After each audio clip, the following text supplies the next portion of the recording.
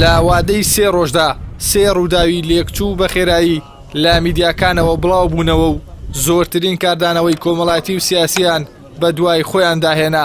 لێدانی مامۆستا سامان سەنگاوی لا بەردەم مزگەوتەکەی خۆیدا و ڕەفاندنی فەرهاد سەنگاوی ئەندامی پەرلەمانی کوردستان لە ناوجەرگەی شاری سلێمانی و هەڕەشەکردن لە بەهار مەحموود لە شەقلاوە ڕووداوەکانی ئەو 3 ڕۆژە بوون کە کاردانەوەی سیاسیان لێکەوتەوە.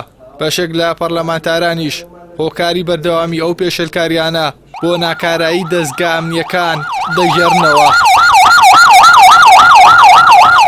ئەوەی ڕووەدا دەرەنجامی پاشاگەردانیەکە کە لە پەخستنی پەرلەمانەوە سەرچاوی گرتووە لە عەقلیەتی حکومڕانیەکی خراپی دژ بە مافەکانی مرۆڤەوە سەرچاوی گرتووە و لە هەبوونی تەنگژەی سیاسیشە ئەم جۆرە لە پێشێلکاریە مەترسیدارانە ڕوودەدات و سەرەتانی و کۆتاییش نابێت.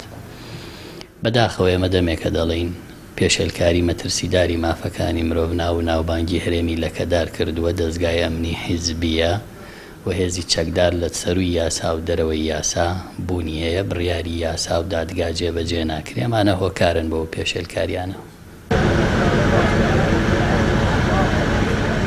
ڕێکخراوەکانی کۆمەڵی مەدەنی لا بەرامبەر زیادبوونی تاوانەکانی ڕەشەکردن و ڕەفاندن و پەلامەردانی مامۆسایانی ئاینی و ئەندامانی پەرلەمانی کوردستان گربوونەوەی ناڕەزایی ئەنجام دەدەن و ئیدانەی لێدان و دەستدرێژی و ڕەفاندن و پێشێلکردنی مافەکانی مرۆڤ دەکەن.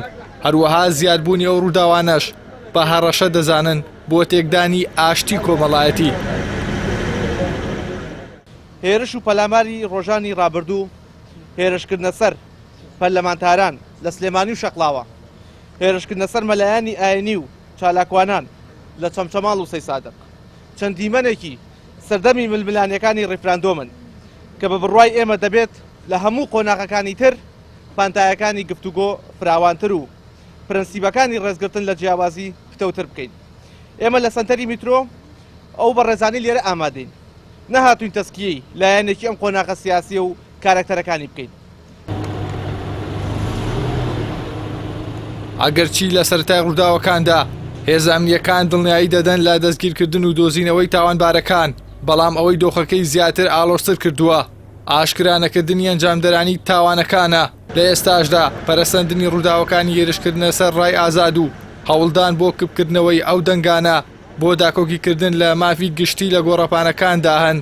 گەر هێما بێت بۆ شتێک ئەوە هێمایە بۆ دەڵەمەیی ئەزمموی دیموکراسی و بڕوانەبوونی یەزە دەستڕۆشتووەکان بەفرەیی و ڕاجایی. ئەمەش وەک بەشێک لە چالاکوانان دەڵێن ئەزمموی هەرێم لا بەردەم دنیای دەرەوەدا تووشی شەرمەزاری دەکات و لە ناوخۆی کوردستانیش ئاشتی کۆمەڵایەتی و سەقامگیری دەخاتە مەترسیەوە. ئیحسان سابر، کەناڵی ئاسمانی پەیام، سلێمانی.